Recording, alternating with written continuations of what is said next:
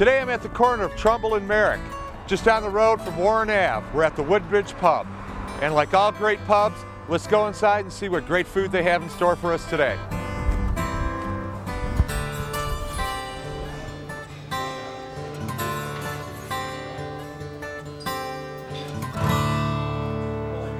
Today I'm here with Jim Gary, owner, proprietor of the Woodbridge Pub. Jim, pleased to meet you. Yeah, nice to see you. You've got pretty unique history, pretty unique background for being a restaurateur. You started out as a young farm boy in Salem Township out in Washtenaw County, you were telling me. Yes, I did. Grew up on 23 acres with my family, and we had chickens and pigs and a pretty large garden. How did you get from way out there to way on this side of town? Well, I think might have got dropped on my head a few times, but I love it here in Detroit. It's like the country, it's like the new country to me. Where I grew up, all the fields are turning into houses, and out here all the houses are turning into fields.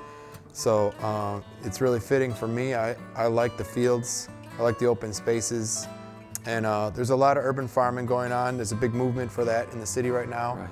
So it's really attractive to me. But I like the city. It's got a lot of grit, and it's a nice slow pace, just like I like. But you having always worked with your hands, that came in as a good resource. You found this building that was what, abandoned? Yep, this was an abandoned party store. It was empty for approximately 25 years before I bought it. It was in rough shape. There was a hole in the roof. Where the windows are now was all cinder blocks. They had a drop ceiling in here covering up the beautiful tin ceiling. Pretty much everything in here that is nice was repaired or brought here by me. And brought here by you, I see a lot of history in, for lack of a better word, the furniture of the establishment, from the men's room to the bar. And where did you find all this? What at? Well, I used to restore houses, so I had a lot of resources available, and I sort of was a collector of antique things. And I knew I was building this restaurant, so I kept collecting the little things I wanted that would give it a nice touch, because I wanted this place to feel like it had been here for 110 years, like the rest of the neighborhood. So I used stuff that was 110 years old. Makes good sense to me.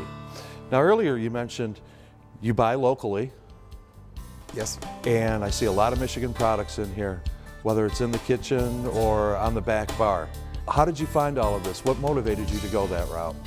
Well, we buy everything as locally as possible, and we also try to get it in season.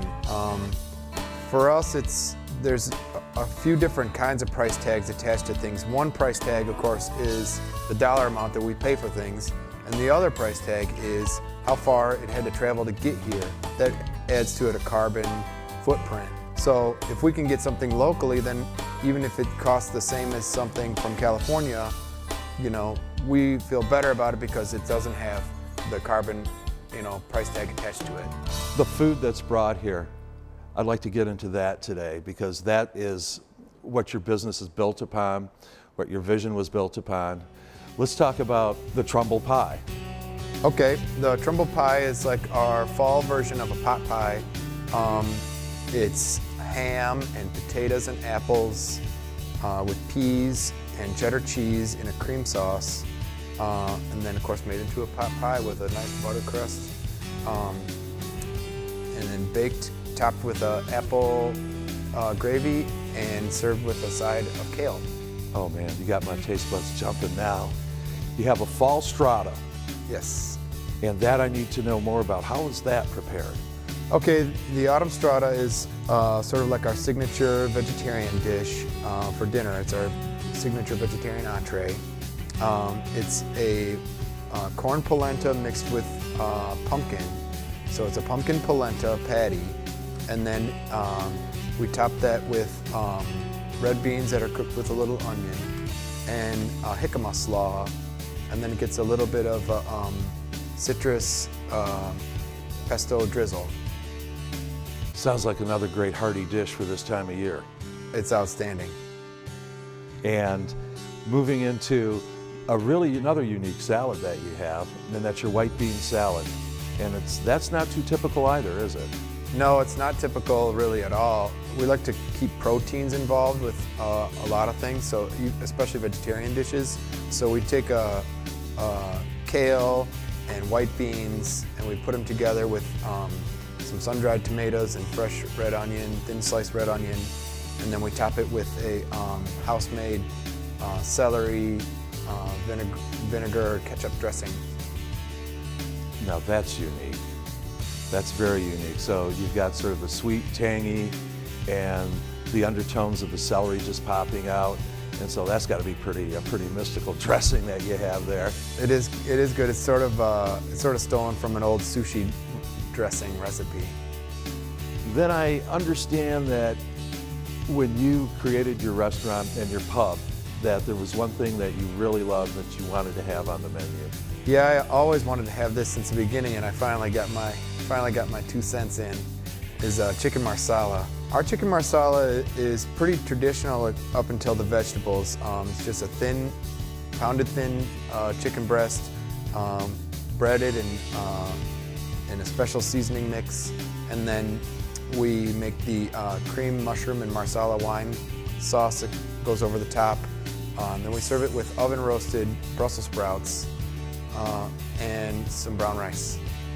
So the heartiness of the chicken and the sauce is balanced out by the sweetness of the Brussels sprouts and the lightness of the rice, and you guys have pulled that all together and had this sensory overload going on. Yes. Well, you've answered a lot of questions already that I wanted to ask you. Now I understand why people keep coming back here. And your menu changes how often? Every season, so every 3 months. I'd really like to try this. So you take me to a table and you and the chef whip this up. Okay, we'll go start making you some food right now.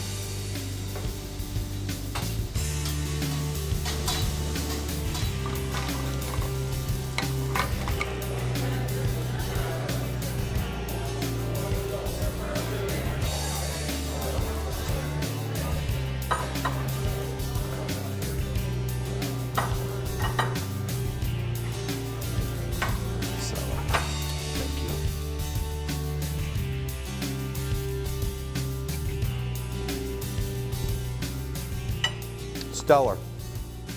Stellar. That'll taste a little more of the dressing. Well, I'd like to thank our great friends we made here at Woodbridge.